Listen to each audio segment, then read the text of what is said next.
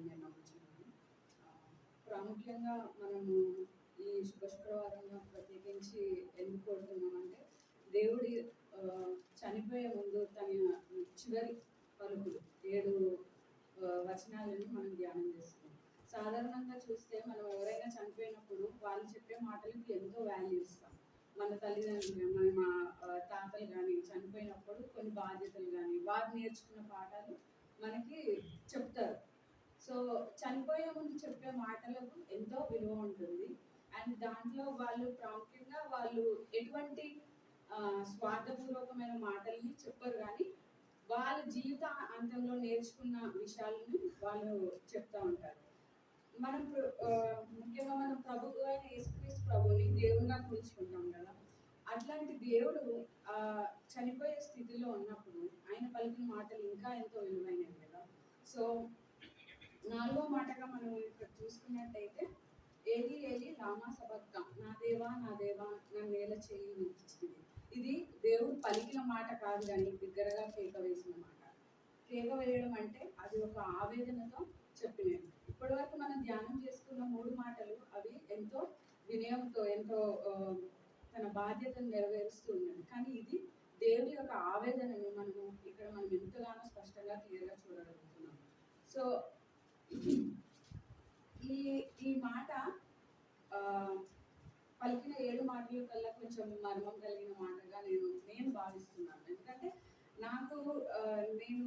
నన్ను అడిగినప్పుడు నేను ఈ మాట సెలెక్ట్ చేసుకున్నప్పుడు ఓకే చెప్పొచ్చులే ఏం కాదులే అనుకున్నాను. కానీ నేను ధ్యానం చేస్తున్నప్పుడు నాకు ఎంతకి తట్టట్లేదు. ఏం చెప్పాలి ఈ మాట గురించి? దేవుడు చేయి విడవడం ఏంటి? అది కూడా యేసుక్రీస్తు తన సొంత కుమారుని చేయి విడవడం ఏంటి? ఆ పరిస్థితిలో నేనుంటే నా పరిస్థితి ఏంటి అని నన్ను నేను ఆ పరిస్థితుల్లో పెట్టుకొని ఆలోచన చేస్తున్నప్పుడు దేవుడు ఎందుకు ఇలా చేశాడు, ఏంటి అసలు, ఎందుకు ప్రాముఖ్యమైన ఉద్దేశం ఏంటి, ఇంత వేదన గుండా పోవాల్సింది ఏంటి అని ఆలోచిస్తూ ఉన్నాను అనమాట. సో మనకి కష్టం వచ్చినా, బాధ వచ్చినా, దుఃఖం వచ్చినా మనకి దేవుడే నిరీక్షణ కదా. ఎన్నో వాక్యాలను బట్టి మనము ఆదరణ పొందుతూ ఉంటాము. కీర్తనలు చూసినట్టయితే కీర్తనలు 23:24లో చూసినట్టయితే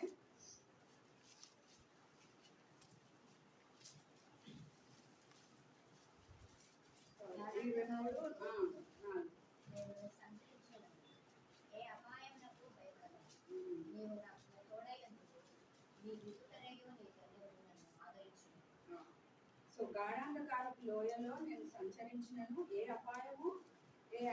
అపాయమునకు భయపడను. నీవు నాకు తోడైందువు, నీ విడుదలయు నీ దండము నన్ను ఆదరించు. ఇవే కదా మనకి దేవుడు ఎంతగానో, అంటే ఈవెన్ మనం ఎంతో గాఢాంధకారపు లోయల్లో సంచరిస్తున్నా, ఒంటరిగా ఉన్నా కూడా దేవుడు ఉన్నారనే ఆశ్రయం, ఆ విశ్వాసం మనల్ని నడిపిస్తుంది. ఇంకా చూసినట్టయితే కీర్తన 46:1లో దేవుడు మనకు ఆశ్రయములు దుర్గమునై ఉన్నాడు, ఆపత్కాలంలో ఆయన నమ్ముకోదగిన సహాయకుడు. ఇవన్నీ వాక్యాలను బట్టి మనకి ఏమి వస్తుంది? దేవుడు మనకి ఎప్పుడు కష్టం వచ్చినా మనకు తోడుగా ఉంటాడు అని కదా. ఇంకో వాక్యం చూసినట్టయితే యెషయా 59:1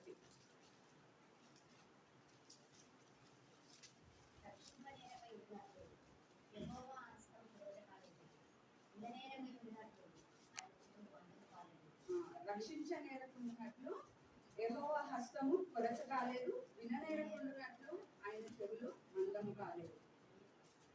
అక్కడ వరకు. సో దేవుడు మనకి ఎటువంటి పరిస్థితుల్లో ఎంత కష్టం కలిగినా కూడా మన కొరకు నిలబడే దేవుడు అని ఈ వాక్యాలను బట్టి మనం ఎంతగానో ఆదరణ పొందుతున్నారు కదా. కానీ ప్రభు యేసుక్రీస్తు శిలువలో ఉన్నప్పుడు ఆ ఎడబాటుని ఆయన రుచి చూచాడు, ఆ ఆవేదనను ఆయన వెళ్ళాడు. ఎందుకని అంటే మొదటగా అంటే యేసుక్రీస్తు ప్రభువు ఇంకా తండ్రి యొక్క బంధం గురించి ఒక్కసారి మనము ధ్యానించుకున్నాం. యేసుక్రీస్తు ప్రభు తన తండ్రి గురించి ఏ విధంగా శిష్యులతో చెప్పాడు అది మనము యోహాను 10:30లో చూసినట్టయితే,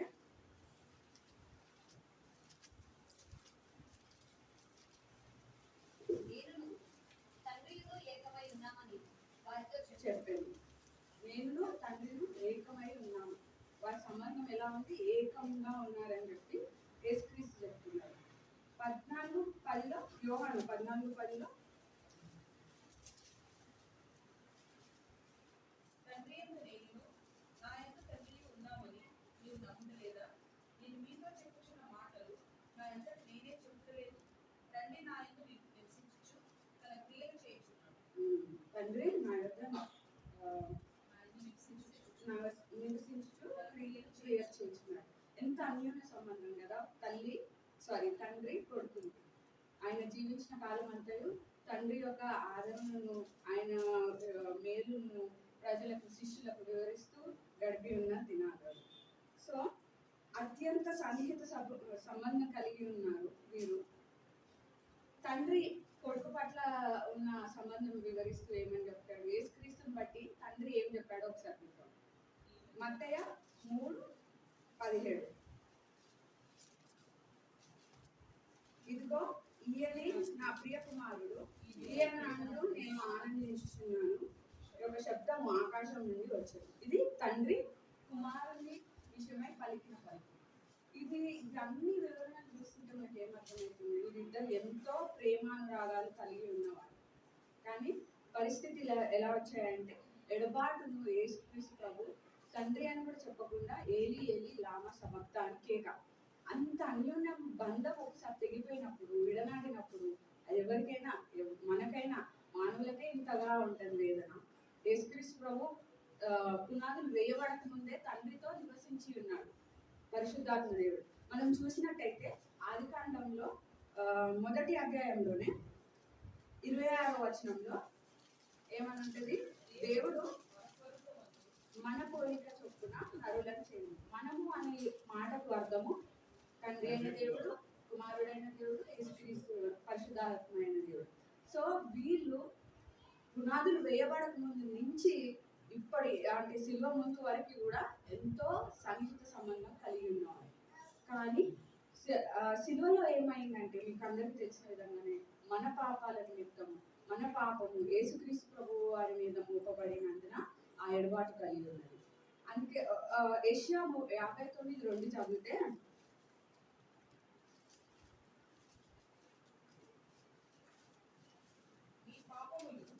ఆయన ముఖమును మీకు బయలుపరిచేది కనుక ఆయన ఆలోచించుకున్నాడు. సో మన పాపములను బట్టి కొన్నిసార్లు దేవుడు మన వైపు తిరగడు. ఆయన సొంత కుమారుడైనప్పటికీ కూడా దేవుడు ఆ నిబంధన నుంచి చేయలేకపోయాడు. సో ఎందుకు నిమిత్తమై తన సొంత కుమారుని పైన ఇంతగానో మన పాపం నిమిత్తం ఎందుకు చేశాడంటే, యోహాను 3:16 చెప్తుంది, దేవుడు లోకమును ఎంతగానో ప్రేమించను కాగా తన అద్వితీయ కుమారుని లోకానికి కుమారుని ఇచ్చాడు. అంటే మీకు, మాకు, అందరికి, మన నిమిత్తమే, మన పాపాల నిమిత్తమే క్షమించబడటకు యేసుక్రీస్తు ప్రభువుని మనకి ప్రయోజనంగా ఇచ్చాడు. సో మనము మన సొత్తు కాదు కానీ విలువగా పెట్టి కొన్నవారము. అది ఎక్కడ 1 కొరింథీ 6:19-20 చూస్తే,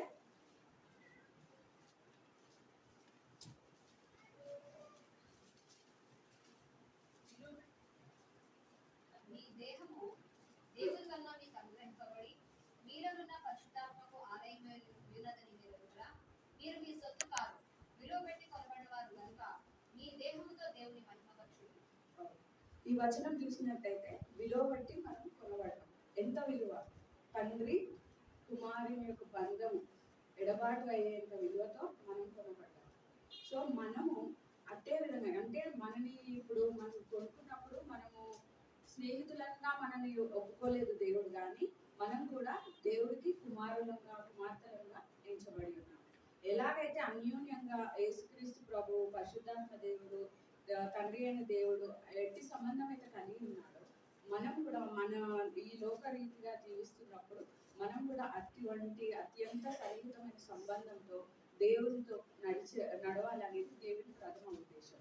సో ఈ గుడ్ ఫ్రైడే దినాన మనం కూడా ఒక తీర్మానం తీసుకొని మనం కూడా ఎంతవరకు ప్రభుతో అతి సన్నిహితంగా నడుస్తున్నామా, ఎప్పుడైనా మన జీవితాల్లో అటువంటి ఎడబాటు కలిగి ఉన్నదా? కలిగి ఉండదని చెప్పను. ఎందుకంటే మనం మానవులుగా పడిపోయే స్థితులు ఎన్నో ఉంటాయి. ఎన్నో పాపాలకి మనము పడిపోతూ ఉంటాం. పడిపోవడం అనేది సమస్య కాదు కానీ ఎంత తొందరగా మనం లేచి మన పాపాలు దేవుని దగ్గర ఒప్పుకొని మళ్ళీ ఆ బంధంని మనము దృఢపరుచుకుంటాం. ఎందుకంటే మనం విలువ పెట్టి కొనబడిన వారు. ఆ విలువ అనేది ఎంతగానో మనం చూసాం కదా. ఎంతో ఎడబాటు యేసుక్రీస్తు ప్రభు అనుభవించినాడు. అంటే అక్కడ సైనికులు ఆయనని శరీరంగా చేస్తున్న బాధ కంటేను తండ్రితో అతను కోల్పోయిన ఆ ఎడబాటును బట్టి ఎంతో కేక వేశాడు, బిగ్గరగా కేక వేశాడు. దీన్ని ఒక్కసారి మరలా ధ్యానించుకుంటూ మనం కూడా మన యొక్క జీవితాల్లో దేవునికి అతి సమీపంగా నడుస్తూ మనం విలువ పెట్టి కొనబడ్డ వారమని గ్రహిస్తూ మన జీవితాన్ని కట్టుకోవాలని నేను